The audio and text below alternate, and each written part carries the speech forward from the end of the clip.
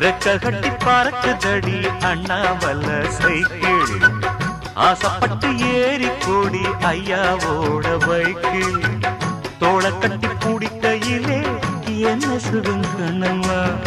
இந்த சுகம் எதில் இருக்கு இன்னும் கொஞ்சம் போவோமா அடடா பழகி கிடந்த பழைய நினப்புல ரெக்க கட்டி பறக்குதையா அண்ணாமலை